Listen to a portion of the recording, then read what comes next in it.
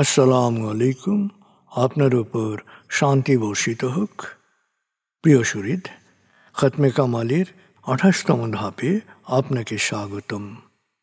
আপনি জানেন, রোগ শোক, বিপদ আপদ, আসমানি জমিনি বালা মুসিবত, সকল ধরনের অস্থিরতা, অশান্তি, অনিশ্চয়তা, নিরাপত্তাহীনতা, দুর্যোগ, দুর্বিপাক, আজাব গজব থেকে মুক্তির জন্যে খতমে কামালি এক সহজ আমল।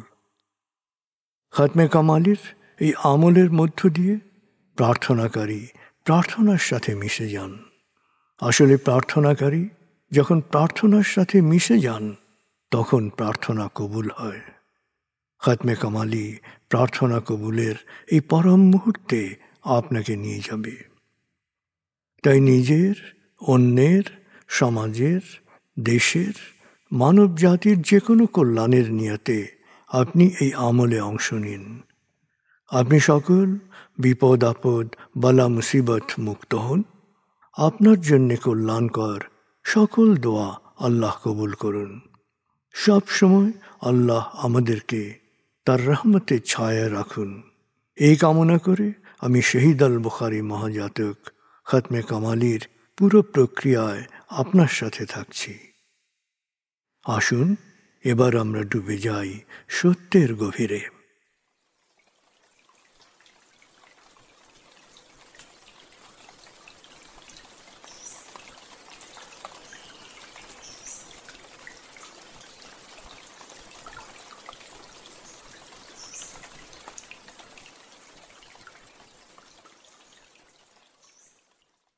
হে আল্লাহ, বিতাড়িত শয়তান থেকে আমি তোমার আশ্রয় প্রার্থনা করছি। দয়াময় মেহেরবান আল্লাহর নামে। আয়াতুল মুলক। হে আল্লাহ, সকল ক্ষমতার মালিক, তুমি যাকে ইচ্ছা ক্ষমতা দান করো, যাকে ইচ্ছা ক্ষমতাচ্যুত করো, যাকে ইচ্ছা সম্মানিত করো, যাকে ইচ্ছা অপমানিত করো। তুমি সর্বশক্তিমান, সকল কল্যাণ ও মঙ্গলের আধার। তুমি দিনকে ছোট করে বড় করো রাত, আবার রাতকে ছোট করে বড় করো দিন।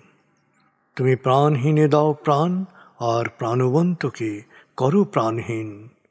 তুমি যাকে চাও বেহিসাব রিজিক দান করো। সূরা আলে ইমরান আয়াত 26-27। আয়াতুল কুরসি। আল্লাহ ছাড়া কোনো উপাস্য নেই।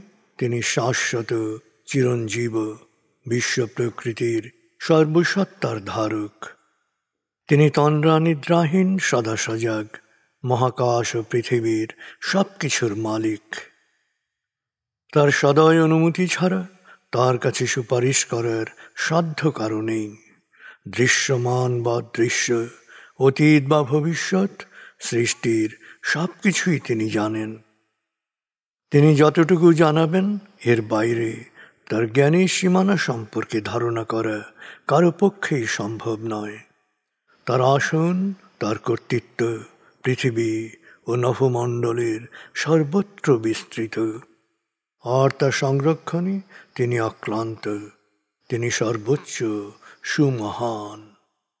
সূরা বাকারা আয়াত 255।